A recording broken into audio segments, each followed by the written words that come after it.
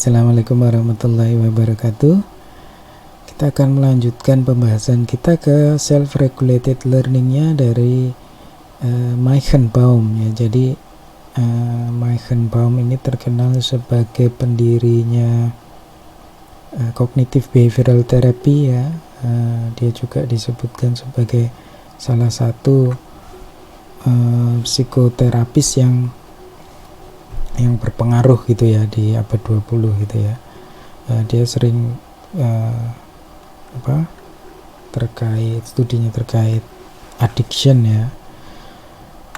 Baik, kita mulai saja langsung. Nah, jadi seperti juga Bandura ya, Meichenbaum itu berpendapat bahwa siswa itu bisa diajarkan memonitor dan meregulasi perilaku mereka sendiri gitu ya. Jadi strategi self-regulated ini dinamakan cognitive ya behavioral modification ya. Jadi misalnya ya dengan cara melatih siswa itu untuk bertanya pada diri sendiri gitu ya, apa sih masalah saya gitu ya, apa rencana saya gitu, kemudian apakah saya menggunakan rencana saya itu gitu ya, dan bagaimana hasilnya gitu ya. Nah, strategi ini dilaporkan efektif gitu ya pada siswa di beragam level kelas ya, level pendidikan gitu. Nah, contoh lain dari studinya Manning itu berusaha melatih siswa itu untuk mengingat perilaku yang baik ya dengan melakukan reinforcement terhadap diri sendiri ya. Jadi misal ketika mengajarkan cara berpendapat yang baik ya, ketika mengacungkan jari itu siswa dilatih untuk mengatakan pada diri sendiri gitu ya. Jadi jika aku meneriakkan jawabannya, teman-temanku itu akan terganggu gitu ya. Jadi aku akan mengacungkan jari dan menunggu giliranku gitu ya. Nah, aku memang hebat gitu ya, dan aku bisa menunggu gitu. Nah, jadi di sini melatih self-regulated learning ya, sama dengan mengajarkan siswa untuk berpikir tentang proses berpikir mereka ya. Dan penelitian itu membuktikan self-regulated learning ini meningkatkan performa dan juga mengurangi perilaku disruptif ya.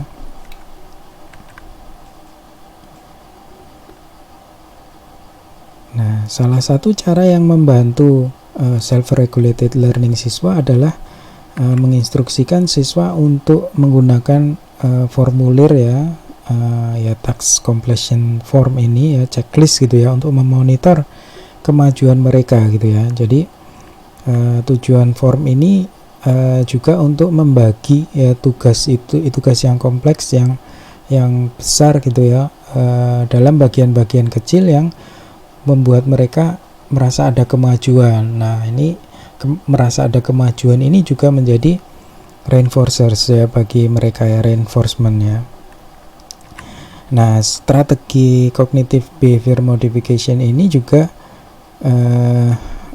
berefek ya untuk mengurangi hyperaktif ya, impulsif, dan perilaku agresif ya. Jadi ada penelitian-penelitian yang membuktikan ini itu.